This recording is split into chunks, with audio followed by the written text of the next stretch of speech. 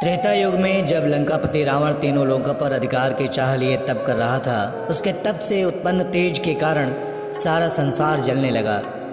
यह देख सभी देवता ब्रह्मा जी के पास पहुंचे और इस स्थिति से बचने की कामना की।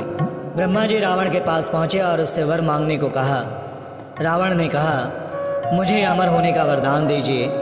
ब्रह्मा जी ने वरदान देने में जब असमर्थता जताई तो रावण ने कहा, हे प्रभु, मुझे ऐसा वर दीजिए जिससे कि मुझे सुर असुर पिशाच नाग किन्नर या अप्सरा कोई भी न मार सके।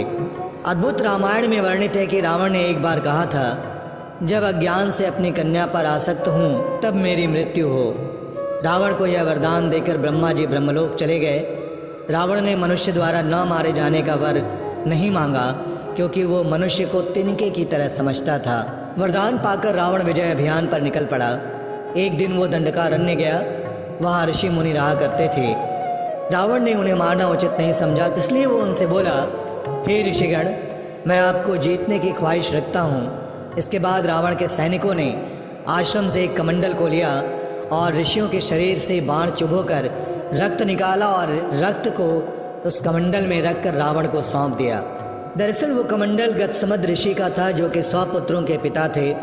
उन्हें एक पुत्री की लालसा थी, अतः उन्होंने माता लक्ष्मी से प्रार्थना की कि माता लक्ष्मी उनके घर पुत्री रूप में जन्म ले।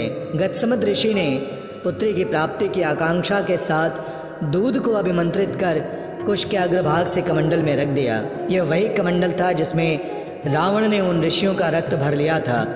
उसने लंका पहुंचकर वो कमंडल अपनी पत्नी मंदोदरी को दिया और कहा कि इस कमंडल में विषैला रक्त भरा है, इसे संभाल कर रखना, इसे किसी को मत देना।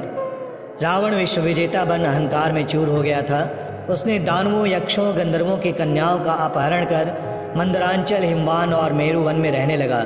मंदोदरी को यह सब ठीक नहीं लगा। उसने मर जाना ही ठीक समझा।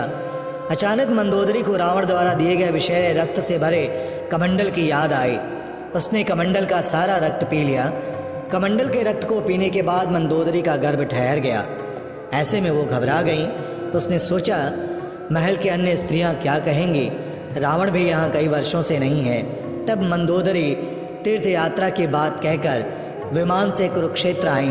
उन्होंने उस गर्भस्थ शिशु को जन्म देकर एक संदूक में रखा और जमीन में दफना दिया।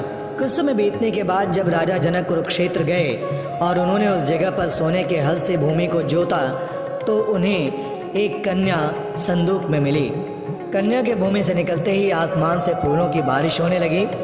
इस बीच एक आकाशवाणी हुई, राजा जनक, इस कन्या का लालन पालन अब तुम्हारी जिम्मेदारी है। हल की रेखा से निकलने के कारण इस कन्या का नाम सीता होगा।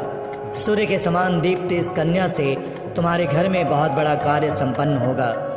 अद्भुत रामायण की कहानी से स्पष्ट है कि सीता की माँ मंदोदरी थी, लेकिन यह आज भी रहस्य है कि सीता आखिर किसकी पुत्री थी, ऋषि गतसत की या पृथ्वी की या फिर मंदोदरी की।